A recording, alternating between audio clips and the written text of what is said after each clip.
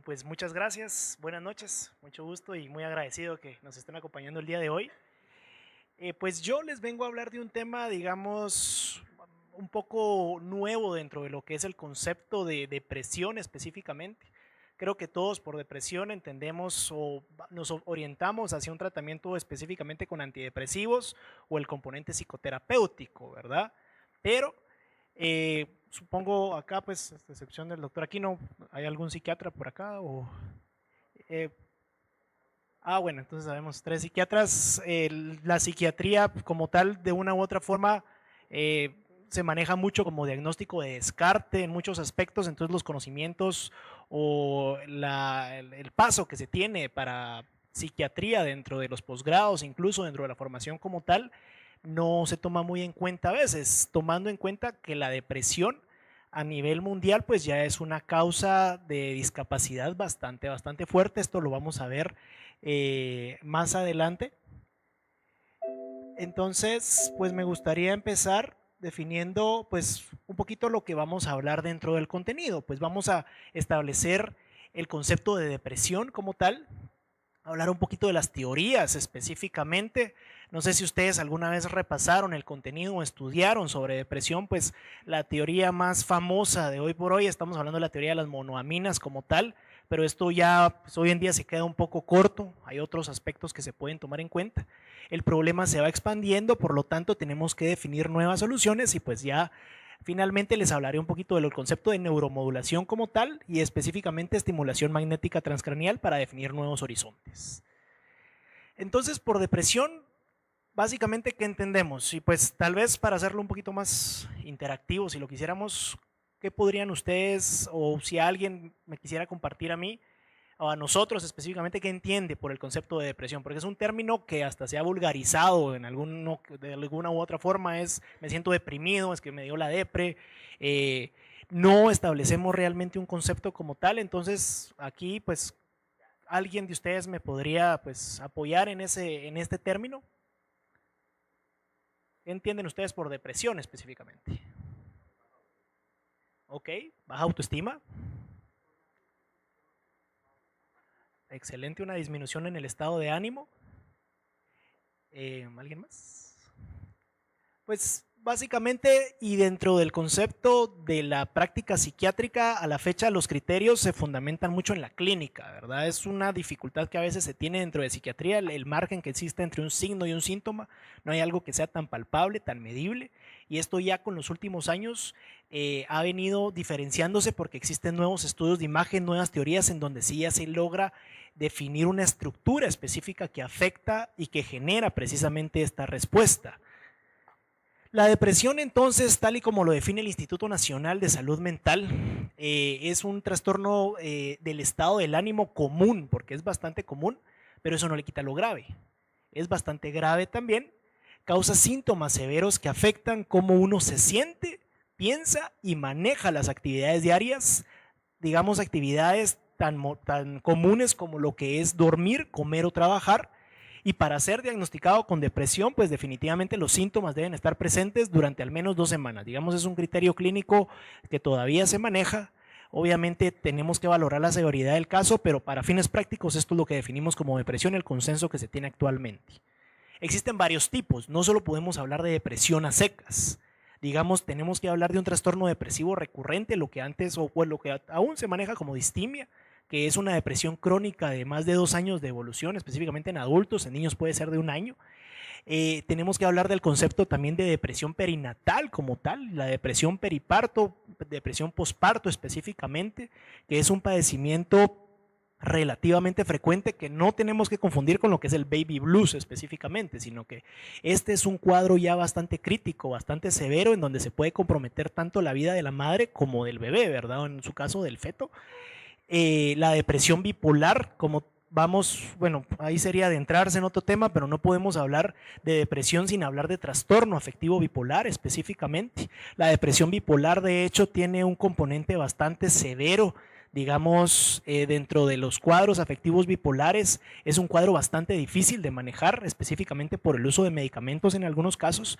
Los trastornos depresivos asociados a una ansiedad, porque depresión y ansiedad de una u otra forma van de la mano, no podemos diferenciar, o sea, no podemos partir una con la otra, sino que son entidades que van muy asociadas.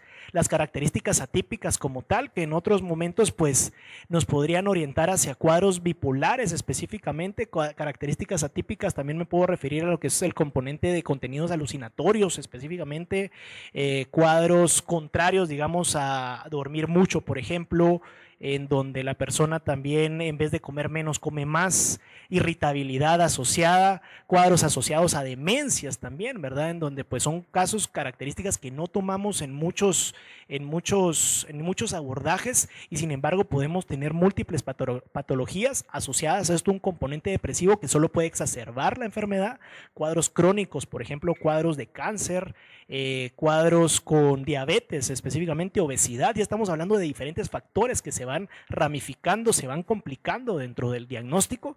Y el trastorno estacional afectivo, que pues eso tal vez no lo vemos mucho acá por el tipo de clima que tenemos. Tal vez me referiría acá que igual se describe en países tal vez como Alaska, en donde pues existe una periodo de luz y oscuridad pues durante varios meses, que esto claramente afecta de una u otra forma componentes a nivel hormonal que pues generan una respuesta depresiva. Criterios diagnósticos entonces, como bien me mencionaban, ¿verdad? Hablando de criterios diagnósticos para lo que es el diagnóstico estadístico de manual de enfermedades psiquiátricas, la última revisión, el DSM-5, tenemos que hablar de 2 semanas o más de duración de estos síntomas específicamente. Una tristeza persistente, digamos que vamos a hablar de 2 síntomas núcleo, un ánimo deprimido y una anedonia o pérdida de placer. Partiendo de eso, tenemos que encontrar otros 5 síntomas más asociados, que son específicamente estos: una tristeza persistente, la pérdida de interés, una falta de concentración, un desaliento, sentimiento de culpa, ya sea un insomnio o un sueño excesivo, pérdida o aumento del apetito, una agitación interior, múltiples quejas somáticas, ideas o plan de suicidio, ¿verdad?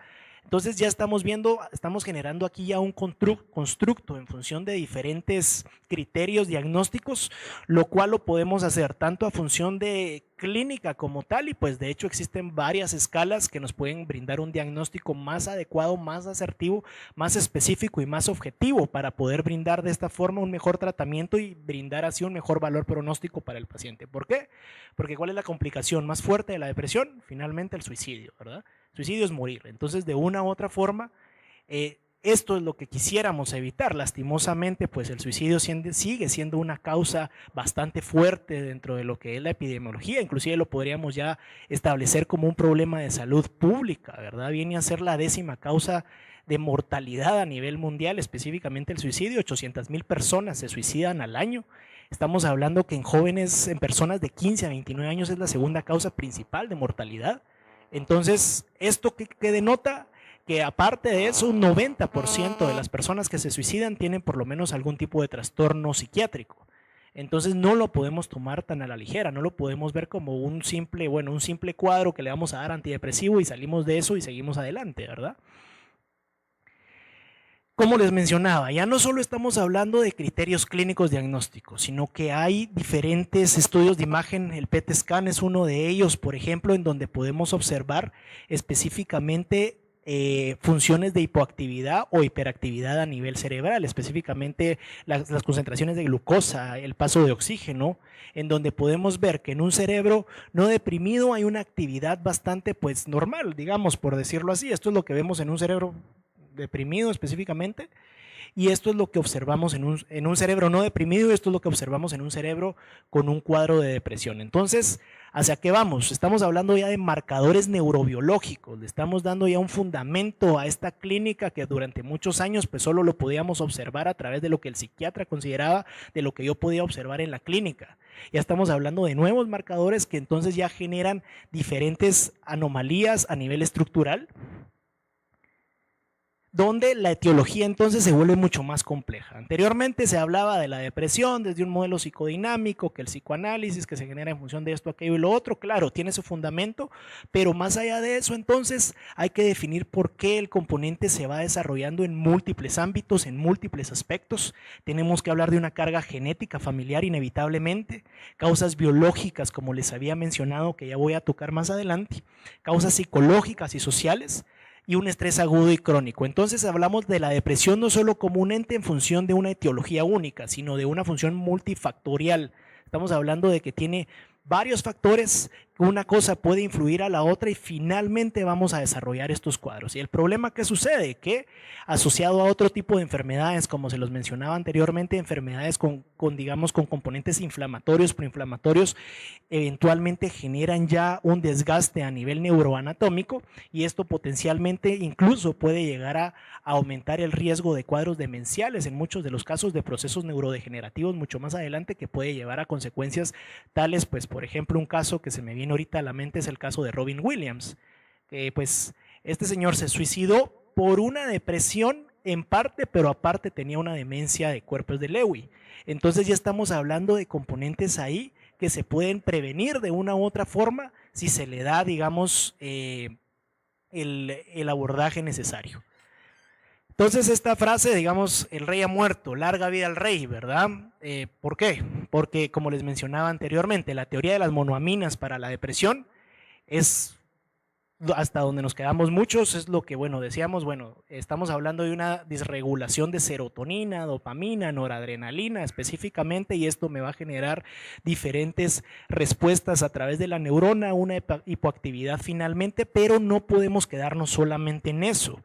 ¿Por qué? Porque hablamos de las monoaminas como tal. Claro, los neurotransmisores se encuentran presentes, pero esto genera una disfuncionalidad a nivel intracelular, lo que también va a generar entonces unas anomalías a nivel de circuitos neuronales. En estos mismos circuitos neuronales ya estamos hablando de sistemas de circuitos, o sea, de estructuras determinadas específicamente con marcadores proinflamatorios o neurotrofinas específicamente, lo que finalmente me va a dar una transcripción o me va a modular ciertos aspectos de mi comportamiento a nivel genético. Entonces esto pues ya le da mucho peso. ¿Por qué? Porque ya estamos hablando de que no solo yo estoy propenso a tener depresión, sino de que pues yo puedo heredar este cuadro, ¿verdad? Ya no estamos hablando, y eso pues, muchos pacientes es lo que me comentan, ¿verdad? Esto es porque yo me lo busqué, esto es porque yo no puedo salir, ¿verdad? Pero no podemos echarle el peso a la pobre voluntad de la persona. Estamos hablando de que sí hay factores estructurales que determinan o que hacen que el cuadro depresivo sea bastante mayor y bastante más crítico. Como les mencionaba, genes y estrés psicosocial. Los estudios, de hecho, sí demuestran que los factores genéticos, obviamente dependiendo del grado de consanguinidad, pueden afectar hasta en un 30 a 40%. Un trauma en la niñez, un trauma persistente en la niñez, pero no solo estamos hablando de lo que yo sentí, de lo que yo sufrí, pero un trauma persistente en la niñez me lleva a una liberación más aumentada de lo que es cortisol y adrenalina. Claro, a mí me puede suceder esto, si a mí me pasa algo, por ejemplo, me voy a chocar ahorita, sufro un accidente, me asaltan, pues tengo estas sustancias, se me liberan por determinado tiempo y luego vuelven a su normalidad. Pero ¿qué pasa si el trauma es constante? Si el trauma es constante, entonces estos niños, estos jóvenes, estas personas van desarrollando personalidades, van desarrollando componentes mucho más vulnerables, una mayor vulnerabilidad a recibir un insulto mucho más fuerte, y esto genera un estímulo mucho mayor durante su etapa adulta. Y pues digamos no existe o se han definido algunos genes para depresión, pero un gen específico que yo diga, bueno, mire, este es el gen que provoca depresión específicamente, pues a la fecha todavía está un poquito en tela de juicio. Nuevamente les hablaba del cortisol, citoquinas inflamatorias, pues como bien saben ustedes, el cortisol es la hormona del estrés, y de igual forma esta respuesta sostenida, si yo no regulo, si yo no puedo regular mi respuesta a la ansiedad, mi respuesta a un estrés que es persistente, que es repetitivo, pues esto ya empieza a generar daños estructurales, y a su vez existe una respuesta inflamatoria mediada por las citoquinas, específicamente interleucina 1 alfa y la interleucina 1,6, por ejemplo, para determinados tipos de cáncer. Podemos observar bastante de estas citoquinas inflamatorias, y claro, esto puede llevar a nuevamente aumentar o digamos degenerar el cuadro depresivo. El famoso desequilibrio de las monoaminas, como les mencionaba, aún se encuentra presente, es latente. De hecho, no me dejarán mentir, cuando pues, algún visitador médico pues, nos ofrece el tratamiento antidepresivo, se fundamenta en esto. Habla de neurotransmisores. ¿Por qué? Porque son inhibidores selectivos de la recaptación de, pero nos quedamos un poco corto con esto, porque solo estamos hablando de una interrupción en receptores de señal, pero no estamos definiendo entonces qué sucede cuando esa señal se interrumpe, qué sucede entonces cuando estas estructuras neuroanatómicas se empiezan a disregular a través de los circuitos neuronales.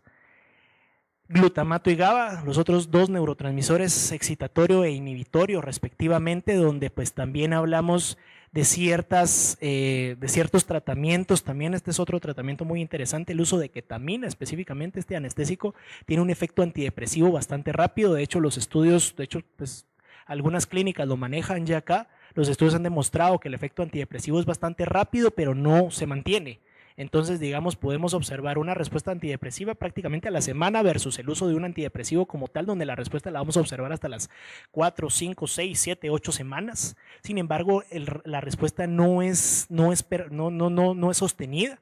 En este caso, la teoría define, o la hipótesis es que bloquea los receptores N-metil de aspartato. El NMDA interactúa con el glutamato, que es de gran importancia en los neurocircuitos de la enfermedad mental, y el glutamato y sus derivados, como la glutamina y el ácido gamma, pues el GABA específicamente, están implicados en el funcionamiento normal del cerebro. Esto nos lleva también a lo que son los procesos neurotóxicos y neurotróficos específicamente. La neurotoxicidad entonces del glutamato y la reducción de este factor neurotrófico derivado del cerebro resulta en una disminución del volumen cerebral, específicamente a nivel del hipocampo. ¿Qué sucede entonces con esto? Ya entonces empezamos a hablar de estructuras que se van degenerando. Si una respuesta depresiva se sostiene, si una respuesta depresiva se mantiene, entonces estamos hablando de que todas estas, digamos, interleucinas, estas citoquinas específicamente, el factor neurotrófico del cerebro, se mantienen sostenidos. Hay una respuesta al glutamato que no se respeta. Empezamos a ver entonces ya una alteración a nivel de corteza prefrontal específicamente. La corteza prefrontal pues al final sirve como freno para las emociones durante la depresión. Estamos hablando de aquí de funciones ejecutivas específicamente, donde también el sistema límbico, que pues se divide en una serie de estructuras, que es nuestro cerebro emocional, se mantiene hiperactivo específicamente, o sea, se mantiene con este insulto repetido, y claro, pues respuesta depresiva, en donde vamos a ver que el hipotálamo, el responsable del sueño, apetito y líbido, se va a ver afectado. ¿Esto cómo se va a traducir entonces? Como una falta de sueño, una falta de apetito, o al contrario. Entonces aquí es donde ya le podemos dar una definición a la clínica, específicamente fundamentándonos en componentes estructurales. La amígdala, que responde a emociones intensas, incluyendo miedo, ansiedad y recompensas.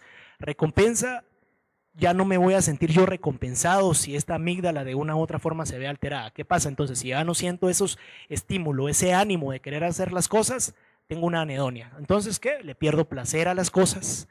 Las emociones entonces se convierten en algo que no vale la pena. Ya no me dan ganas de levantarme, de ir a trabajar, ya no me siento bien con mi trabajo, ya no me siento bien con mi familia. El hipocampo entonces: doctor, fíjese que creo que me está pasando algo, pero me lo dice una persona de 30 años sin antecedentes significativos de algún tipo de cuadro, evento cerebrovascular, qué sé yo. Alteraciones de la memoria. También entonces vemos alteraciones de la memoria asociadas a hipocampo. El área cingulada sublingual, donde vemos procesamiento de emociones, puede estar hiperactiva. ¿A qué se refiere eso? La habilidad emocional, ¿verdad? Ya no me puedo controlar, me dicen cualquier cosa y literalmente caigo en un mar de llanto, o sea, me siento completamente mal. Y finalmente la ínsula, en donde integramos las experiencias corporales con las emociones, la somatización, aspectos físicos específicamente. Entonces, tengo este dolor de cabeza. Motivo de consulta: dolor de cabeza. Vamos definiendo otro tipo de síntomas, pero si se dan cuenta, entonces, en función de una clasificación clínica, le podemos dar una explicación estructural a lo que sucede cuando existe un cuadro depresivo. Por lo tanto, pues hay que expandir un poco más la idea. Y eso pues específicamente ya no estamos hablando solo, como les mencionaba, en hablar en las monoaminas. Este estudio específicamente habla de la conectividad que existe entre biomarcadores que definen subtipos neurofisiológicos de depresión, Lo bonito de esto entonces es que ya nos podríamos enfocar en una depresión que tenga más características como alteración de la memoria, podemos definir una depresión que tenga más características ansiosas donde la memoria y la atención sea lo predominante. ¿Y por qué? Porque a eso entonces tendríamos que orientar el tratamiento, ya no es solo dar el antidepresivo y esperar a ver qué pasa, sino que podríamos dar el antidepresivo, asociarlo a algún tipo de psicoterapia, por ejemplo, y además de eso, algún tipo estructural de neuromodulación, específicamente buscando áreas del cerebro que se dediquen específicamente a este tipo, al tipo de patología que estamos buscando. Y esto es hacia donde vamos, digamos, hoy por hoy. Estamos hablando ya de modelos neurobiológicos específicamente para darle un peso a lo que es la definición de la depresión un poco más allá como tal. Y estos modelos, entonces, esto es un poquito, digamos, es un nuevo modelo que se está utilizando en donde ya vamos definiendo entonces los procesos cognitivos en función de patologías psiquiátricas específicamente. Por ejemplo, la esquizofrenia y la depresión, porque en la esquizofrenia de hecho también hay un tipo de alteración cognitiva como tal, pero hay diferentes dominios. No podemos hablar que una alteración de la memoria en la esquizofrenia sea igual a una alteración de la memoria en la depresión. Una anedonia de la esquizofrenia o pérdida de placer no es igual a una pérdida de placer en la depresión. Tenemos que hablar entonces de dominios de sistemas cognitivos, específicamente como podemos observar acá, la memoria de trabajo se va a ramificar en muchos aspectos, en donde la unidad de análisis entonces no solo se va a definir a través de un comportamiento, sino que vamos a establecer una fisiología específica con circuitos neuronales que finalmente van a generar una respuesta a nivel celular. Entonces eso ya hace que la depresión como tal no solo sea un término, no solo sea decir, bueno, se mira deprimido, yo lo miro triste, sino que ya empezamos a definir dominios de síntomas específicos para tratarla. Y esto tiene que ver mucho, ¿por qué hay resistencia a veces al tratamiento? Porque pues ya les voy a hablar un poquito más adelante de esto. Porque es un proceso inflamatorio de una u otra forma. Proceso inflamatorio en muchos aspectos. ¿Por qué? Porque eso es otra cuestión que a veces es un poquito difícil de trabajar con los pacientes. Bueno, viene el paciente y me dice, mire, deme un antidepresivo, pero miren, qué bueno que existiera una pastilla para la felicidad, ¿verdad? No sé, creo que aquí todos estuviéramos sobremedicados de eso y todos fuéramos millonarios, creo, pero no existe. ¿Por qué? Porque hay muchos otros factores que hay que tomar en cuenta. La adiposidad, por ejemplo, obesidad. O sea, ya la obesidad es una pandemia como tal, ya es un riesgo palpable en cualquier sociedad, en todos lugares lo estamos viendo. Los estreses de la vida, o sea, hoy en día solo les puedo asegurar que solo el hecho de venirse aquí al colegio de médicos fue estresante para ustedes. 1:30 de tráfico, 2 horas de tráfico, pero no estamos hablando de que les pasó hoy, estamos hablando de que son 5, 6, 7 años de vida.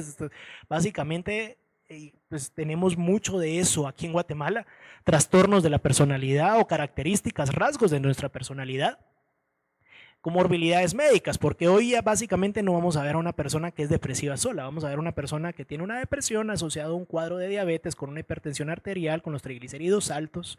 Entonces ya estamos complicando un poco más el cuadro y claro, el riesgo de enfermedad bipolar como tal, que muchas veces se sobrediagnostica la depresión unipolar y posteriormente evoluciona a una depresión bipolar. Esto entonces se traduce en una respuesta inflamatoria donde se ven afectados todos estos factores de los cuales ya hablamos y esto que genera finalmente una resistencia al tratamiento. Entonces, por eso mismo los antidepresivos, ya les voy a enseñar yo un estudio pues, que fue muy significativo y pues, de una u otra forma triste a la vez dentro de la psiquiatría, que por qué les quiero hablar un poquito de la resistencia al tratamiento.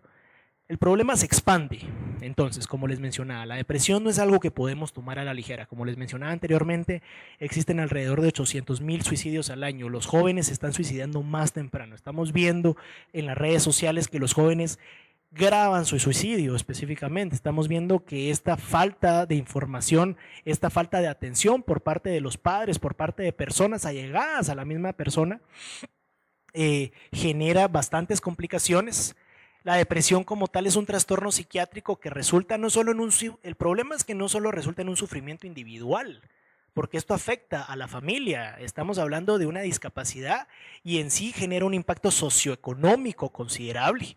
Millones de personas se ven afectadas en el mundo y de hecho es la mayor causa de carga económica en Estados Unidos estamos hablando de que ahí se pierde alrededor de 80.000 millones de dólares para su economía solo para el 2008, no digamos ahora. Y lastimosamente es la primera causa de discapacidad a nivel mundial. ¿A qué me refiero con discapacidad? Específicamente es un indicador que se conoce como DALY, que el término, las siglas en inglés, Disability Adjustment Life per Year. ¿Qué quiere decir eso? ¿Cuántos años de discapacidad tengo yo en un año solo por el hecho de estar deprimido específicamente? El problema es que esto se percibía para el 2020. Y esto pues desde hace un año ya es la primera causa de discapacidad, está por encima de los infartos, ¿verdad? De la enfermedad isquémica. Entonces, o sea, algo está sucediendo, algo tenemos que trabajar más.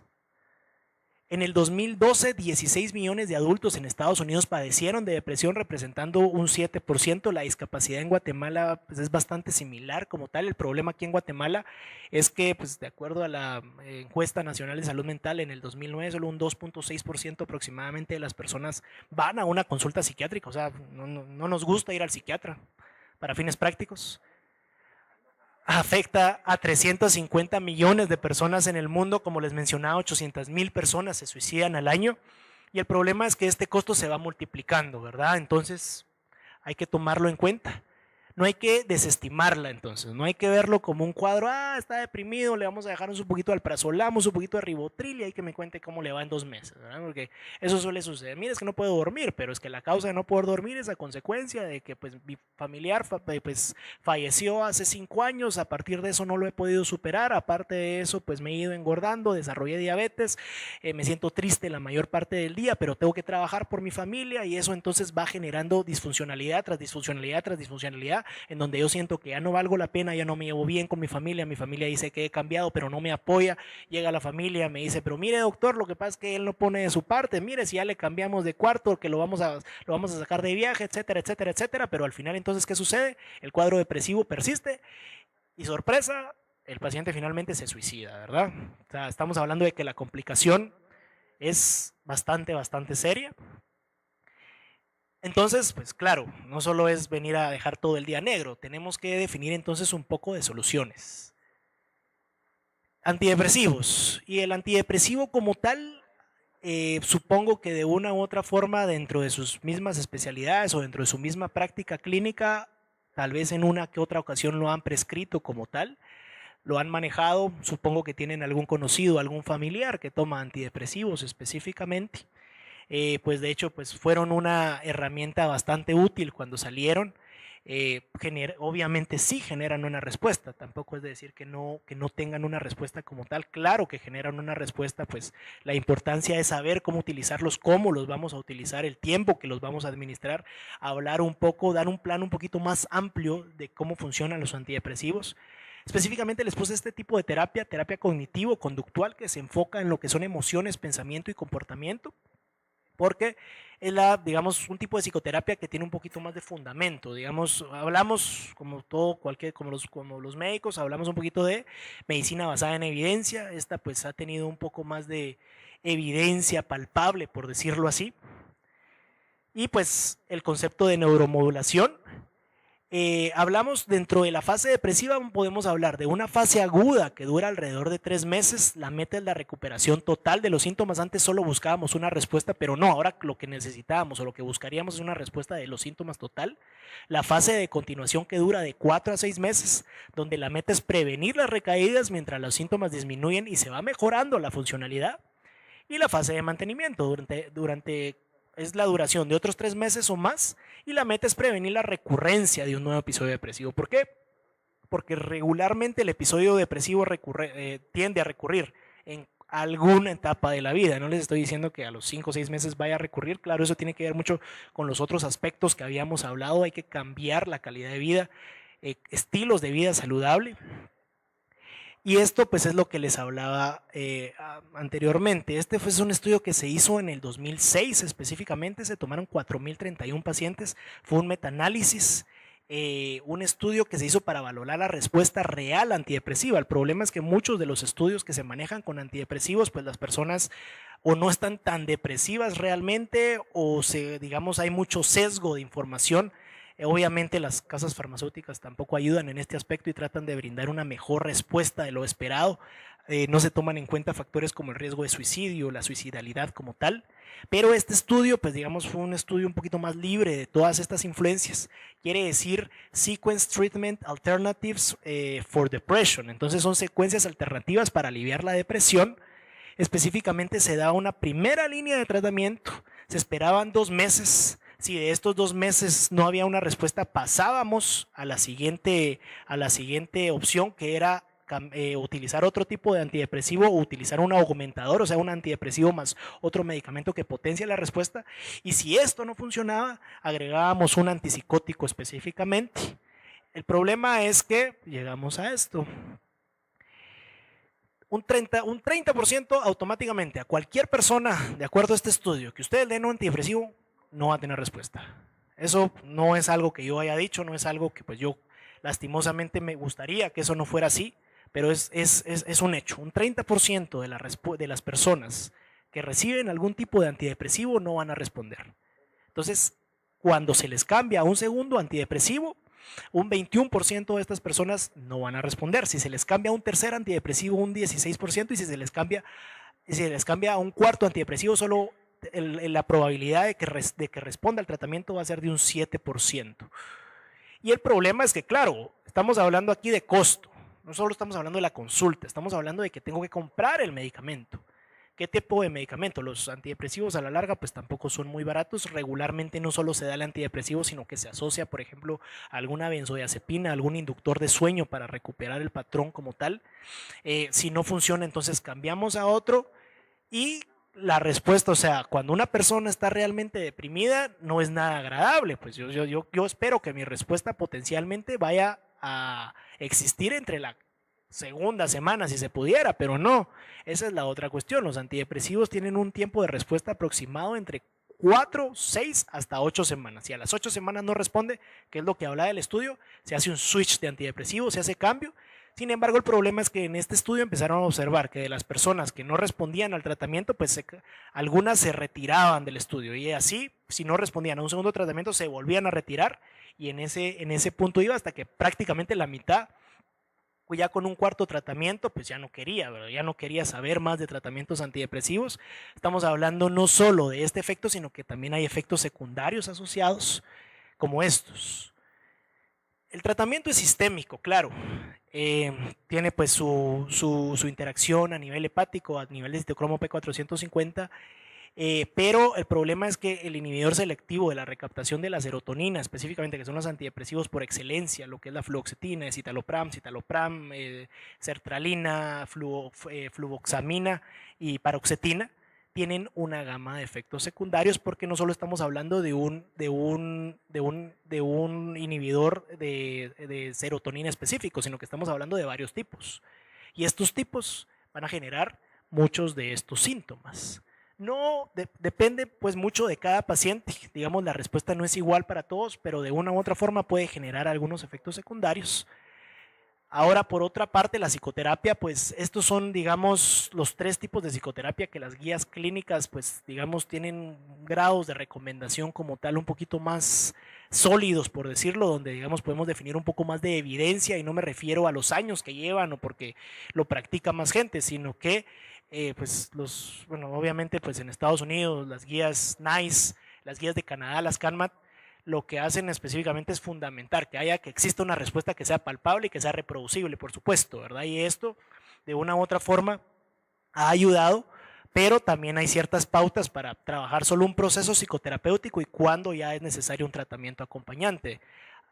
La psicoterapia definitivamente ayuda de una u otra forma, de hecho sí genera una respuesta inclusive a nivel neurofisiológico, se han hecho estudios de esto, se ha observado que una respuesta sostenida cambiando ciertos patrones de pensamiento pueden llegar a generar y restablecer ciertos circuitos neuronales, pero por sí sola a veces no es suficiente. Entonces es donde ya tenemos que hablar de terapias concomitantes combinadas, lo que nos lleva al proceso de neuromodulación. De hecho, actualmente existen 13 técnicas de neuromodulación, las cuales pueden ser invasivas y no invasivas. Específicamente, tal vez un ejemplo de tratamiento invasivo es la estimulación cerebral profunda, en donde se pone una especie digamos, es como un chip, ahí se me fue el nombre, un, un electrodo, gracias, un electrodo en determinadas áreas del cerebro mandando ciertos estímulos y esto pues genera una respuesta específica, lo que puede disminuir la respuesta depresiva como tal. El problema es que es invasivo, pues sí hay que meter algo por ahí.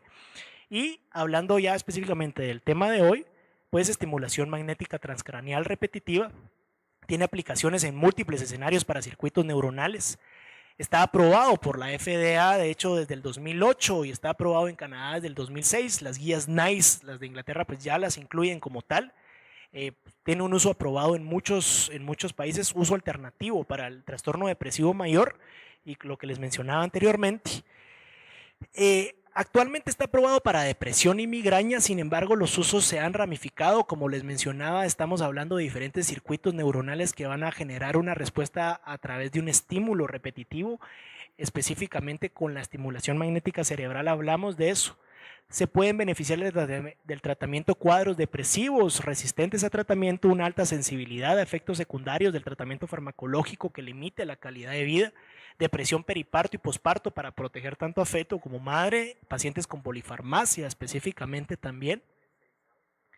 El campo magnético entonces es un campo magnético variable de 200 microsegundos, se produce utilizando una corriente eléctrica alterna de alto voltaje.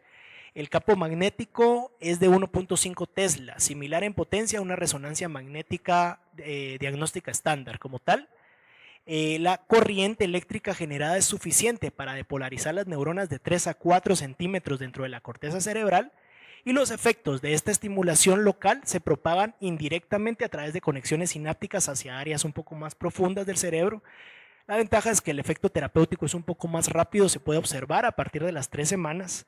Es una alternativa eficaz de bajo costo porque pues a la larga el tratamiento antidepresivo como tal pues regularmente dura de 9 meses a un año si lo vamos a iniciar de acuerdo a protocolos, en donde el tratamiento con la estimulación es de 6 semanas aproximadamente y el paciente se reintegra a una vida productiva en menor tiempo. Entonces, como pueden observar acá, es más o menos el área hacia donde va específicamente la colocación del aparato. Los protocolos de tratamiento pues pueden variar, de hecho pues ahora tenemos un poquito más de opciones como tal. Específicamente lo que nosotros manejamos aquí en Guatemala es la estimulación magnética transcraneal repetitiva superficial. Estamos hablando de 3000 pulsaciones monofásicas por sesión, son de 30 a 40 sesiones. La duración, bueno, de hecho, aquí habría que cambiar un poquito porque la duración aproximadamente es de 6 a 8 minutos. Ahora ya lo hemos logrado bajar, esto también tiene que ver por el tiempo de estar en la clínica y demás. Hay ráfagas específicas como la ráfaga teta, donde estamos hablando de una onda bifásica. Nuevamente la estimulación es el 80% de un umbral motor, o sea, estamos hablando de una mínima respuesta para que haya un estímulo a nivel cerebral. El tratamiento es de, bueno, esta es específicamente de la que les hablaba, son 3000 pulsaciones por sesión a 8 minutos y el tratamiento es de 36 a 42 sesiones. Hay evidencia también, porque eso es un problema, a veces es una dificultad, tenemos que definir la evidencia, o sea, sí hay una respuesta. De hecho, como platicábamos anteriormente, las guías de la APA, las de la Asociación Psiquiátrica Americana para Tratamiento de Depresión, agregaron ya la estimulación magnética transcraneal como un tratamiento. La FDA lo aprueba, hay múltiples estudios, de hecho el material que se les brindó tiene estudios, pues ustedes quisieran revisar un poco más de lo mismo. Hay guías clínicas ya específicas que se fundamentan solo en estimulación magnética transcraneal para el tratamiento de depresión y las opciones se van expandiendo. No solo estamos hablando ya de depresión, estamos hablando de migraña, estamos hablando de niños con autismo, trastorno de déficit de atención e hiperactividad, estamos hablando de una respuesta que puede mejorar respuesta en personas o pacientes con enfermedades cerebrovasculares, con accidentes cerebrovasculares específicamente. La idea se va expandiendo. Digamos, no es tampoco algo tan nuevo, no es que en el 2008 se haya inventado, esto ya tiene más de 25 años de tratamiento. De hecho, pertenezco a esta sociedad, la sociedad específicamente de estimulación magnética transcraneal como tal. Es una sociedad que se va expandiendo, es una alternativa como tal, no es la panacea tampoco, no es que yo les venga a decir, bueno, este tratamiento es una alternativa para el futuro sí es una alternativa para el futuro de la depresión, pero como platicamos, y esa es la importancia y la relevancia de manejar estilo de vida, calidad de vida. El abordaje tiene que ser multidisciplinario, un abordaje que no solo se fundamente en brindar un tratamiento específico, sino que cambiar patrones y factores de vida que nos puedan ayudar. Estos son algunos de los estudios pues, que les comentaba. Específicamente son las guías clínicas y las guías estas ya de las NICE y de la APA. Nuestra experiencia en Guatemala pues ha sido bastante satisfactoria. Nosotros pasamos una escala que se llama PHQ-9, que pues es una escala un poquito más objetiva para definir la mejoría de la depresión. Los resultados específicamente en 61 pacientes, observamos que pues de una depresión severa como tal, algunos pues obviamente no tuvieron una respuesta clínica significativa. Claro, aquí tenemos que tomar en cuenta los otros factores de los cuales ya habíamos hablado.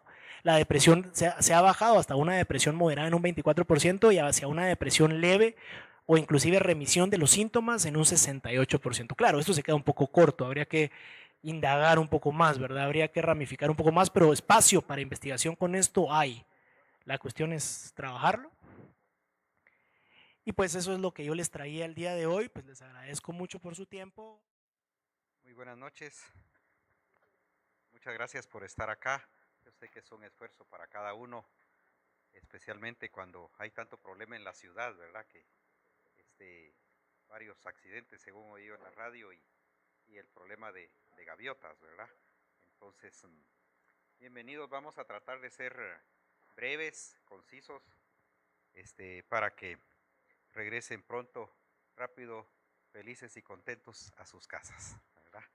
Bueno, no sé si para allá van hoy en la noche, ¿verdad? Sí, cada quien, ¿verdad? Sí, algunos sí, otros no, ¿verdad? Pues fíjense ustedes que es para mí un placer estar aquí, y uno de los estatutos de la Asociación Psiquiátrica dice que el psiquiatra, el número 17 creo que es, tiene que divulgar, especialmente con colegas médicos, ¿verdad? Y sabemos que desde 1978 se habla pues de que hay que promover la salud, o sea que a la población en general también nos interesa llegar con este tipo de comunicación, ¿verdad? Para mejorar la salud mental, especialmente en un país tercermundista con un índice de desarrollo humano tan bajo como el de Guatemala y con tantos problemas, ¿verdad? Aquí llegar a la noche es una suerte y amanecer vivo es una gracia, pues, ¿verdad? Sí, sí. Entonces vamos a hablar de un problema que con mucho cariño les preparamos, porque al médico no especialista en psiquiatría, sea de cualquier especialidad, le toca enfrentarse diariamente con pacientes psiquiátricos, ¿verdad? Prácticamente el 60-70% tienen alguna afección psiquiátrica, algún conjunto de signos o síntomas que tal vez no los clasifica pues para ponerle un número del código, pues, ¿verdad? Pero sí interfiere esto en su vida diaria. Y eso si hablamos de diagnósticos psiquiátricos, pero si hablamos de salud mental, que es como la otra área que atendemos nosotros, ¿verdad? Los psiquiatras, sucede que todos tenemos algún déficit de salud mental. Como veo que tienen papelitos, vamos a hacerles algunas preguntas, pues, pero no con el ánimo de molestar a nadie, sino que como una dinámica didáctica, ¿verdad? Yo quisiera que anotaran su concepto personal de salud mental, ¿verdad? Es corto, lleva unas 2 líneas, no necesita usted media página para escribirlo. Escriba, ¿cómo definiría usted si en público un día que está hablando le levantan la mano y le preguntan, doctor, ¿y qué es salud mental? ¿Qué diría usted?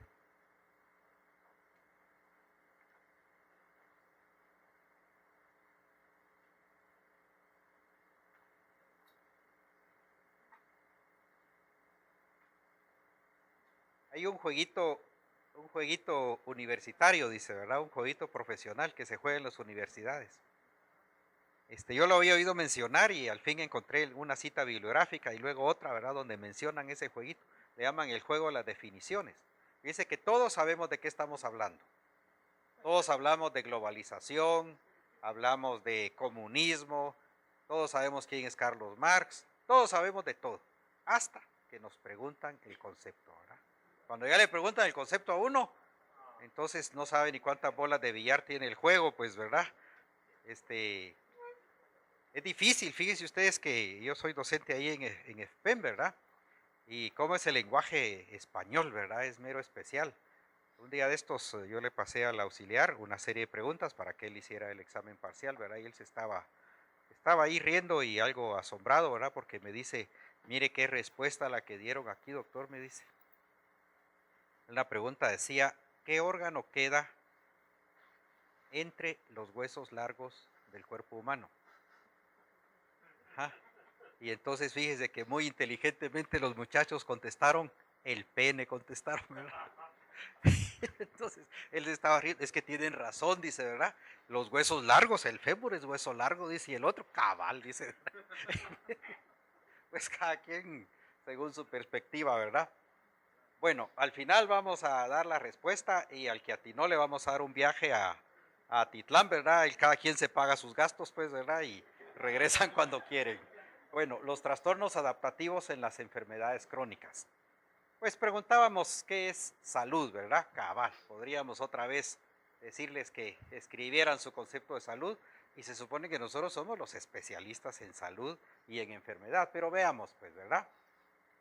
Viene la palabra de salus utis, es un estado de bienestar y de equilibrio que puede ser visto, fíjense qué interesante, a nivel subjetivo. Un ser humano asume como aceptable el estado general en el que se encuentra. Alguien puede estar enfermo, pero sentirse sano, pues, ¿verdad? Muchos de nosotros usamos estas prótesis, ¿verdad? Órtesis se llama, porque están afuera, ¿verdad? Pero vemos bien, pues, ¿verdad? Por lo menos vemos lo que queremos, ¿verdad? Y el nivel objetivo es el que manejamos nosotros, ¿verdad? Se constata la ausencia de enfermedades o de factores dañinos en el sujeto en cuestión. El término salud se contrapone al de enfermedad. La salud es un estado de completo bienestar físico, mental y social, no solamente la ausencia de enfermedad perdón.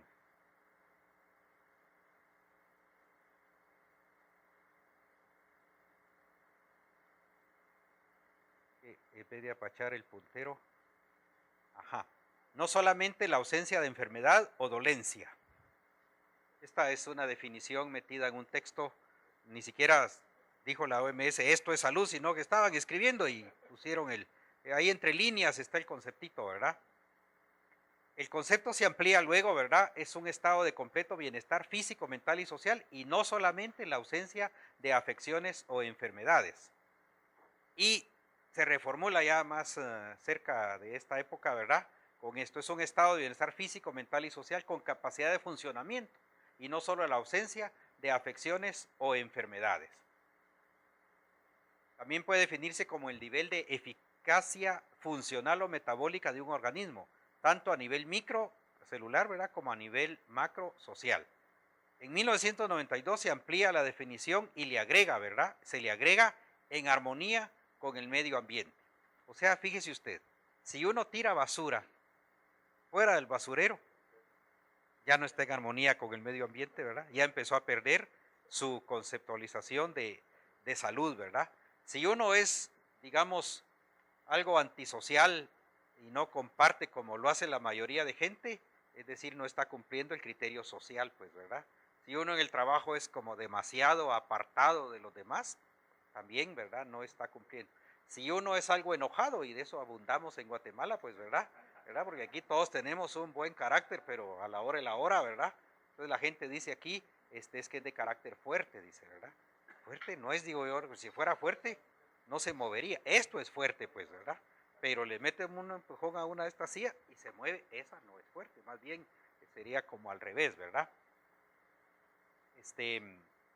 Dentro del contexto de la promoción de la salud ha sido considerada no como un estado abstracto, sino como un medio para llegar a un fin, como un recurso que permite a las personas llevar una vida individual, social y económicamente productiva. En el concepto tal vez falta agregar esto, o está en lo de eficiencia y eficacia, ¿verdad? Lo de económicamente productivo, ¿verdad? La persona sana, tal vez desde el punto de vista social podemos evaluarle si está produciendo suficiente para cubrir sus gastos y si es papá, el de sus hijos, por ejemplo, ¿verdad? También incluiría. La salud es un recurso para la vida diaria, no el objetivo de la vida. Se trata de un concepto positivo que acentúa los recursos sociales y personales, así como las aptitudes físicas. La forma física es la capacidad que tiene el cuerpo para realizar cualquier tipo de ejercicio donde muestra que tiene resistencia, fuerza, agilidad, habilidad, coordinación y flexibilidad. Entonces, para seguir la plática, nos vamos a ir corriendo todos al primer nivel y vamos a subir corriendo otra vez y seguimos hablando, ¿verdad? Hay un conjunto, hay un grupo de tenis ahí para las mujeres que trajeron tacones, ¿verdad? Ajá. Venimos jadeando, pues, ¿verdad? Necesitaríamos a los cardiólogos aquí, ¿verdad? A los bomberos para que nos dieran oxígeno, ¿verdad? Porque la mayoría no estamos en condiciones, pues, ¿verdad? Existe también, naturalmente, la salud mental. Esta se caracteriza por el equilibrado estado emocional de una persona y su autoaceptación. En términos clínicos, es la ausencia de cualquier tipo de enfermedad mental. Ustedes saben que existe un libro que mide como 2 metros, ¿verdad? Y todo está dividido como en 20 tomos, que se llama La Clasificación Internacional de las Enfermedades. El capítulo 5 está dedicado a los trastornos mentales. Ahorita va por la 10ª revisión y debe salir ya la 11ª revisión. Esa es la clasificación internacional, el CIE 11 va a salir entonces. Ahí están descritas como 300 cuadros psiquiátricos que hay, ¿verdad? Agrupados no son 300 enfermedades diferentes, sino que son 300, los 300 están en grupos, ¿verdad? Y a la par está el Manual Diagnóstico y Estadístico de los Trastornos Mentales, que acaba de salir la revisión número 5, que a muchos les gusta bastante porque viene de la Asociación Psiquiátrica Norteamericana, pero los comités trabajan conjuntamente y los libros cada vez se parecen más uno con otro, ¿verdad? En ese libro nos basamos para emitir los diagnósticos. A casi todos los psiquiatras nos toca en algún momento emitir certificados, pero con vistas a lo forense, ¿verdad? Que van a ir al juzgado. Entonces uno tiene que regirse mucho por lo que dice las clasificaciones, las definiciones propias que están en ese libro. La salud social implica la integración armónica de la persona individual al medio social en que vive, llevarse bien con los demás, ¿verdad? Más bien ir con los demás que en contra de los demás. Karen Horney dice, ¿verdad?, que uno puede ir en contra de los demás, a favor o ser indiferente. Naturalmente es una clasificación que ella hizo. Uno puede estar en cualquiera de los 3 grupos, pero es más bonito estar en el grupo que va con los demás, ¿verdad? O sea, que le gusta como participar, ¿verdad? O como dice Arjona, ¿verdad? Si no va a dar, pues lo vamos a traducir porque él se echa una mala palabra ahí, es mal. Si no va a dar, por lo menos que no quite, pues, ¿verdad? Respetar las conductas, normas y leyes de la comunidad y ser productivo, ya sea trabajando por otros medios, con ética y sin menoscabo de persona alguna. La enfermedad naturalmente está representada en todos los ámbitos de la vida, ¿verdad? Y ahí tenemos esta bella imagen, ¿verdad?, que se llama La Niña Enferma, ¿verdad?, hecha esta pintura antes de 1665. El término enfermedad proviene del latín infirmitas, que significa literalmente falto de firmeza. La definición de enfermedad según la OMS, ¿verdad?, es la de alteración o desviación del estado fisiológico en una o varias partes del cuerpo, por causas en general conocidas, manifestada por síntomas y signos, y unos signos característicos y cuya evolución es más o menos previsible. Pero fíjense ustedes que esa definición es como muy biológica, ¿verdad? Muy organicista, ¿verdad? Porque deja lo psicológico y lo social como fuera de la definición, ¿verdad? Debemos quizá agregarle algo más. ¿No corre? ¿Pueden pasar ustedes? Ya. Bueno, la salud y la enfermedad son parte integral de la vida, gracias a Dios, ¿verdad? Si no, no comeríamos nosotros, ¿verdad? Del proceso biológico y de las interacciones medioambientales y sociales. Generalmente se entiende a la enfermedad como la pérdida de la salud, cuyo efecto negativo es consecuencia de una alteración estructural o funcional de un órgano a cualquier nivel. Bueno, ahí tal vez podríamos incluir al bendito encéfalo y cerebro, ¿verdad? Aquí tenemos una pintura de Samuel Luke Fields, de 1891, el doctor, ¿verdad?, atendiendo. Definición de enfermo. Fíjense ustedes, todos hablamos del enfermo, ¿verdad? Y no cualquier persona es enfermo, pues, ¿verdad?, aunque esté ahí en la clínica. El enfermo es un ser humano que padece una enfermedad, sea consciente o no de su estado. Este señor Joan Riel Siska define el rol del enfermo como la posición que asume una persona cuando se siente enferma.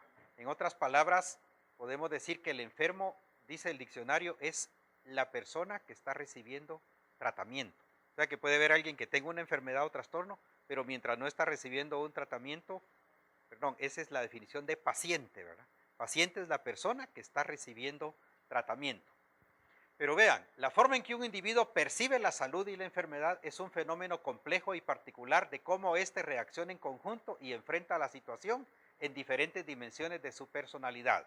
Aquí ponen emocional, racional, físico y espiritual, ¿verdad? Así cada persona vivirá la experiencia de salud e enfermedad de manera diferente y esto condicionará el significado que dé a tales experiencias. A pesar de las reacciones individuales, el entorno social y cultural aporta un encuadre de tales reacciones, limitando su expresividad a ciertas formas culturalmente aceptables. Cuando la persona enferma, lo hace de forma integral, no en parcelas ni a plazos. Todos los componentes del ser humano quedan alterados y cada uno de ellos demanda sus propias necesidades. De tal forma, miren, que la enfermedad genera síntomas físicos como el dolor y la disnea, por ejemplo, cualquier otro, ¿verdad? Síntomas psíquicos como miedo, ansiedad, ira, depresión, necesidades emocionales o espirituales, ¿verdad? Como sentimientos de culpa, de perdón, de paz interior y demandas sociales como consideración y no abandono. Esta área, la última, es la que atendemos sin medicamentos, ¿verdad? Escuchando y hablando con el paciente, ¿verdad? No es exclusivo del médico entrenado en psiquiatría hablar y aliviar al paciente de sus males, ¿verdad? Cualquier persona con un oído atento y con una buena actitud se puede sentar y escuchar y aliviarle sus males a una persona sin necesidad de darle siempre algún medicamento. La experiencia de enfermedad. La experiencia de enfermedad es la vivencia de un proceso que implica cambios o modificaciones de un estado previo. Se divide en 5 etapas. Fase 1, en la que se experimenta el síntoma. Fase 2, en la que se asume el papel de enfermo, ¿verdad? Alguien puede tener síntomas, pero no dice estoy enfermo, voy a ir, ¿verdad? Muchas personas pasan a veces meses o años en esta situación, ¿verdad? Especialmente, por ejemplo, el alcohólico, ¿verdad? El alcohólico, el que consume drogas. Si yo no estoy enfermo, yo lo tengo controlado, dice, ¿verdad? La fase 3 es en la que se toma contacto con el agente de salud. La 4 en la que el enfermo se hace dependiente del servicio de salud. Y la 5 en la que tiene lugar la rehabilitación o recuperación o aceptación del estado de enfermedad si este estado es crónico, ¿verdad? En general, las personas enfermas actúan de una forma especial frente a su estado. Los médicos denominan conducta de enfermedad a tal modificación actitudinal, ¿verdad? Yo recuerdo un colega, ¿verdad? Porque estábamos trabajando en un hospital, ¿verdad? Y él cuenta, ¿verdad? Que cuando estaba como en 5.º año, él tuvo dolor abdominal saliendo de un turno un día sábado. Y entonces él no tenía carro y vivía, póngale, como en Amatitlán o por ahí por Villanueva, ¿verdad? Y entonces él se va del turno, se lleva su mochila y como puede llega a la parada de camioneta que lo lleva a donde va la camioneta extraurbana, ¿verdad? Como a las 9:30 de la mañana llega a su casa, ¿verdad? Así, casi doblado del dolor, ¿verdad? Y entonces la mamá lo mira y mi hijo, dice, él contaba, y mi hijo, ¿qué tenés? No sé, mamá, me duele el estómago. ¿Y qué te dijeron en el hospital? No, si yo me vine, le dice. ¿Cómo serás? Le dice la mamá, si estabas en el hospital, ¿por qué no te fuiste a consultar ahí? La misma mamá, ¿verdad? Es que dice yo tan, está una expresión, ¿verdad? La dependencia de su mamá, dice. Siendo él el doctor, que está en 5.º año ya, ¿verdad? Agarra camino como 1:30 para su casa, ¿verdad? Y lo que hizo la mamá fue echarlo al carro y traérselo al hospital, pues, ¿verdad? Y le operaron, tenía una apendicitis, pues, ¿verdad? Pero primero se fue a su casa, pues, ¿verdad? Pudiendo, bueno, fueron 1:30 y en lo que regresaron, ¿verdad? Pero fue la manera en que él respondió, ¿verdad? La conducta de enfermedad implica cómo el enfermo controla su organismo, define e interpreta sus síntomas, adopta acciones y hace uso del sistema sanitario. Entonces, miren, existe una gran variabilidad en la forma en que las personas reaccionan frente a la enfermedad, tanto a la propia como a la ajena, ¿verdad? Sin embargo, la manifestación de la conducta de enfermedad puede usarse para controlar las adversidades de la vida. La conducta de enfermedad puede convertirse en anómala cuando es desproporcionada respecto al problema presente y la persona persiste en el papel de enfermo. Los componentes de la enfermedad, esto va a ser rápido, ¿verdad? Las enfermedades son categorías mentales, ¿verdad? Cada cual con un cierto significado particular. Gracias. Ahorita sí ya oyen, ¿verdad? No habían oído nada. Por los que están lejos, sí. Entonces vamos a empezar otra vez. Perdón, sí. Cada cual con un cierto significado particular que le proporciona individualidad necesaria para ser entendida como una entidad nosológica. Tal distinción intelectual se realiza en función de los componentes propios de cada entidad nosológica que la caracterizan como tal. Y aquí tenemos un listado, pues, ¿verdad? No lo vamos a repasar, es lo que hacemos a diario, ¿verdad? Los componentes de cada cuadro, la epidemiología, etiología, la patogenia, cuadro clínico, etcétera, ¿verdad? Que es lo que nosotros, pues, en nuestra praxis, ¿verdad? Hacemos constantemente, pues, ¿verdad? Y aquí, pues, no la vamos a leer, ¿verdad? Pero aquí tenemos la definición de salud, de trastorno mental que da el Manual Diagnóstico y Estadístico, el DSM-4, el que, digamos, pasó ahorita al estante, ¿verdad? Porque ahorita viene el número 5. Yo dejé esta conferencia ahí, espero que se las puedan pasar, entonces cada quien la lee. Curiosamente, fíjense ustedes, la enfermedad es un fenómeno no solo médico, biológico, ¿verdad? Sino que es un fenómeno social. Porque esta definición, si la comparamos con la definición que está en el DSM-5, cambia, ¿verdad? Cambia, diríamos que sustancialmente, ¿verdad? Esta es la definición del DSM-5, ¿verdad? Entonces les voy a pedir que la lean. Los trastornos adaptativos, que es el tema de fondo de esta charla, ¿verdad? Es una nosología, ¿verdad? Que vamos a revisar ahorita brevemente.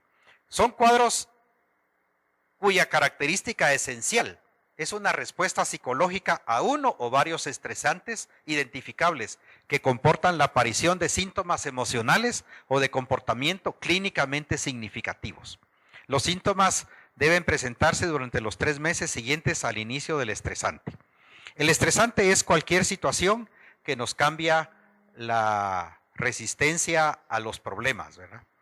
Desde Hans Selye, ahí por 1949-50, ¿verdad? Que él publica el primer artículo sobre el síndrome general de adaptación, que era la respuesta del organismo, es la respuesta del organismo al estrés, ¿verdad? Y él clasifica, todavía se usa la clasificación que hizo, la primera fase de alerta, ¿verdad? La segunda fase de resistencia y la tercera fase de agotamiento, ¿verdad? Entonces, muchos de nosotros vivimos en la fase de resistencia, ¿verdad? Digamos, un diabético controlado está en la fase de resistencia. Mientras está controlado y toma sus medicamentos y sigue las indicaciones, no llega al agotamiento, ¿verdad? Y entonces no presenta los síntomas agudos, aunque de repente, eventualmente puede llegar a ese nivel, ¿verdad? La respuesta consiste en un acusado malestar superior al esperable, dada la naturaleza del estresante o de un deterioro significativo de la actividad social, profesional o académica. O sea, una enfermedad psiquiátrica o un conjunto de signos y síntomas psiquiátricos se convierten en enfermedad cuando interfieren, eso es lo que dicen en esencia las definiciones, cuando interfieren en la expresión emocional, en la adaptación psicológica, en la vida social, en el rendimiento laboral, pues, ¿verdad? Entonces se convierte en un trastorno, un conjunto de signos y síntomas psiquiátricos, ¿verdad? Los criterios del DSM-5 para diagnóstico. La aparición de síntomas emocionales o comportamentales en respuesta a un estresante identificable tiene lugar dentro de los 3 meses siguientes a la presencia del estresante. B, estos síntomas o comportamientos se expresan clínicamente del siguiente modo. 1, malestar mayor de lo esperable en respuesta al estresante. 2, deterioro significativo de la actividad social o laboral o académica, ¿verdad? C, el criterio C es alteración relacionada con el estrés, no cumple los criterios para otro trastorno específico psiquiátrico, ¿verdad? Y no constituye una simple exacerbación de un trastorno preexistente. D, los síntomas no responden a una reacción de duelo.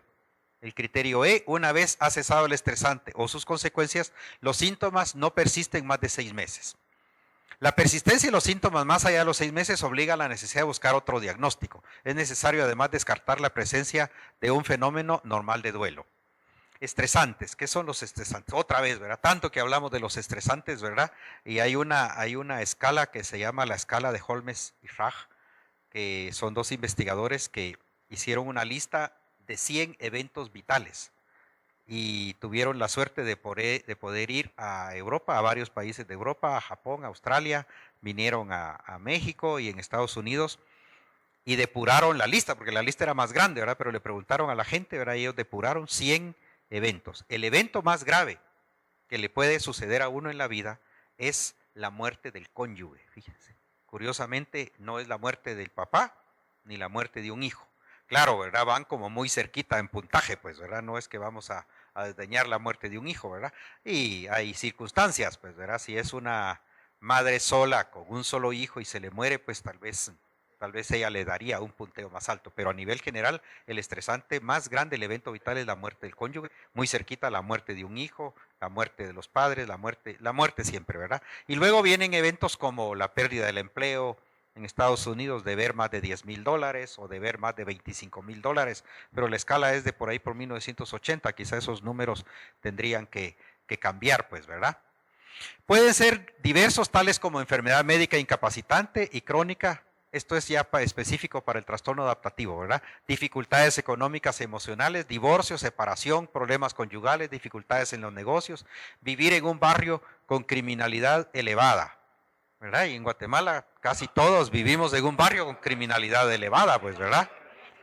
Catástrofes naturales, ¿verdad? Guatemala es el quinto país más vulnerable, ¿verdad? Es que aquí no es extraño que se caigan los cerros, pues, y que caigan encima del asfalto, ¿verdad? No es culpa de los ingenieros, pues, ¿verdad? Es que así es Guatemala, ¿verdad? Es un país que se está achiquitando, así leemos la historia de Guatemala, cada vez es un país más chiquito, ¿verdad? Y cada vez es un país menos alto, pues, ¿verdad? Porque todos los cerros están cayendo, ¿verdad? Ir a la escuela, casarse, tener hijos, jubilarse y un largo etcétera, ¿verdad? Como dijimos, se puede buscar la escala de Holmes y Raj y si uno tiene de 300 a 400 puntos, está en un estrés aceptable y manejable, pero ya más de 400, yo la persona más alta que encontré tenía casi 1000 puntos, pues, ¿verdad? Casi 1000 puntos, 800 o 900 algo, ¿verdad? Y de verdad estaba al borde del colapso, pues, ¿verdad? Y estaba trabajando, pues, ¿verdad? Claro, el rendimiento, ¿verdad? No va a haber sido tan bueno. Factores de riesgo para tener un trastorno adaptativo. Miren el retraso mental, que ahora ya no se llama así, ¿verdad? Se llama discapacidad intelectual. Trastornos de personalidad, principalmente el tipo dependiente y borderline. Presencia de antecedentes de otros trastornos ansiosos. Bajo nivel sociocultural y económico. Todos, pues nosotros somos médicos, ya pasamos varios años estudiando qué era la enfermedad, pero a la gente le cuesta entender. Yo recuerdo un paciente durante mi internado, ¿verdad? En Zacapa, que tenía un quiste lleno de amebas, pues tenía un quiste amibiano, se llama, ¿verdad? Y entonces ya le habían funcionado, ¿verdad? Y entonces me decía, mira doctor, ¿y qué es lo que tengo? Pues me decía, amebas, le decía yo, amebas. Y esas no son el intestino. Sí, pero a usted se le metieron, hicieron una caverna ahí, le decía yo, ¿verdad? Y entonces eso era su dolor y sus molestias. ¿Qué es lo que tengo, doctor? Me decía el hijo de la gran, ¿verdad?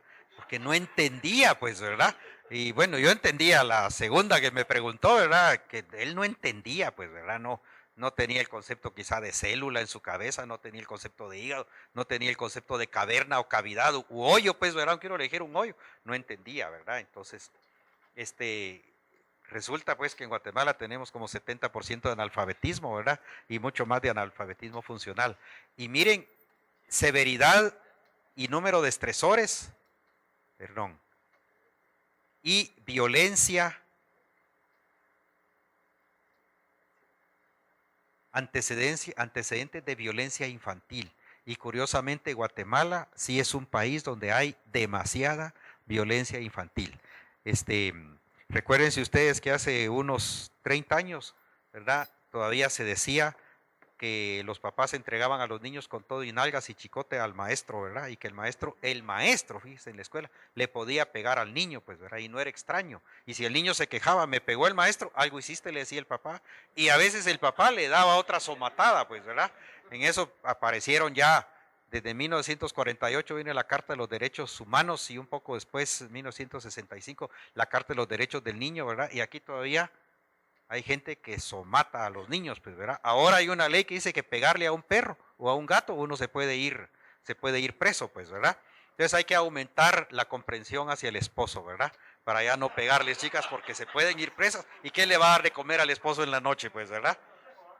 Buen consejo, pues, ¿verdad? Subtipos, ¿verdad? Bueno, para los hombres también, ¿verdad? Que no vayan a decir que... Bueno, hay 3 subtipos del trastorno adaptativo. El tipo depresivo, predominan ánimo depresivo, llanto y desesperanza. No vamos a explicar qué es esto, que el doctor pues nos dio una charla fenomenal hace una hora, pues, ¿verdad? El tipo ansioso, o sea que hay depresivo y ansioso, ¿verdad? Y predominan el nerviosismo, la preocupación o inquietud, o en el caso de los niños, el miedo a la separación de las figuras con mayor vinculación. Y luego está el tipo mixto, que tiene ansiedad y estado de ánimo depresivo, ¿verdad? Hay también con trastorno del comportamiento, manifestación predominante de alteración del comportamiento en la que hay violación de los derechos ajenos o de las normas y reglas sociales apropiadas a la edad, y con alteración mixta de las emociones y el comportamiento. Y está el no especificado, reacciones desadaptativas o estresantes que no son clasificables en los otros subtipos. El trastorno adaptativo, entonces, es un fenómeno que se presenta dependiendo de una diatesis personal, ¿verdad? Cuestiones de carácter, de experiencia, de madurez emocional, pero casi nunca, quiere decir este texto, ¿verdad?, viene solo, sino que es acompañante de otra enfermedad. Por ejemplo, alguien que tiene un cáncer o que tiene una diabetes recién diagnosticada, una enfermedad terminal o una enfermedad potencialmente mortal como el VIH, pues, ¿verdad?, o la hepatitis B, ¿verdad? Entonces la persona puede desadaptarse y usted lo pone en un hospital porque le va a hacer su protocolo de tratamiento de vacunas y de antibióticos, y la persona resulta que da más problema que los que están más enfermos, pues, ¿verdad? El problema no es tanto el problema, pues, de desadaptación, no es tanto su problema médico, sino la forma en que él está reaccionando personal e individualmente al problema, pues, ¿verdad?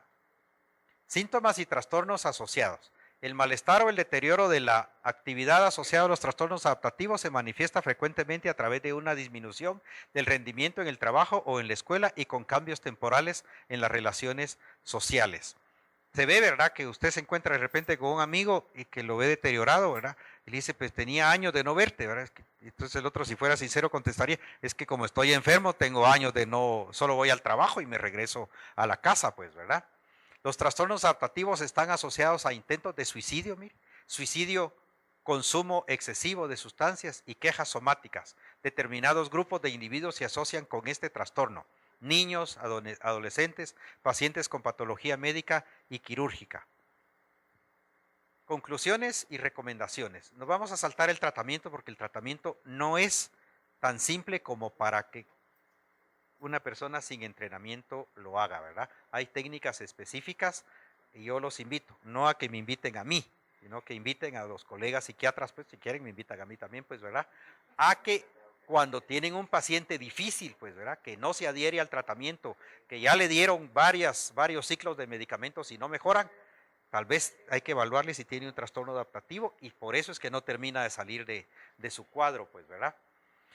Conclusiones y recomendaciones. El ser humano enfermo que se convierte en nuestro paciente con la finalidad de curar su dolencia puede presentar, además de su enfermedad somática, un trastorno adaptativo, depresivo, ansioso o mixto, ¿verdad?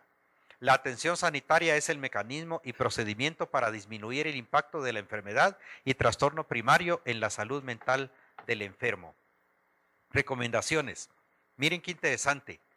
El médico debe retomar su papel humanístico y reconvertirse en el especialista de cabecera. Pues ahora está muy especializada la medicina, ¿verdad? Y la medicina familiar y la medicina general es una especialidad ahora también, pues, ¿verdad? Entonces hemos, tal vez sin ánimo de crítica, ¿verdad?, olvidado el papel humano y cariñoso, pues, del médico. El médico es un líder en la comunidad, como el maestro en una aldea, pues, ¿verdad? La gente cree que nosotros somos genios y que tenemos respuesta para todo, pues, ¿verdad? Claro que uno, con tal de que no piensen mal, no se queda callado, pues, ¿verdad? Pero la gente le tiene muchísima fe a lo que uno dice, pues, ¿verdad? El médico debe reconocer su papel de amigo, consejero y líder, no solamente de sus pacientes y familiares, sino de la comunidad y del país, aplicando técnicas modernas y su humanidad para tratar las dolencias de sus clientes. Y ahí terminamos, ¿verdad? Entonces solo recordarles pues de que la mayoría de enfermedades no vienen solas, sino que su acompañante frecuente es el trastorno adaptativo, pues, ¿verdad? Y que no hay necesidad de tener una enfermedad para tener trastorno adaptativo. Uno puede entrar en desadaptación sin necesidad de una enfermedad de base, ¿verdad? Si tienen preguntas y comentarios. ¿Alguna con mucho pregunta, gusto. duda?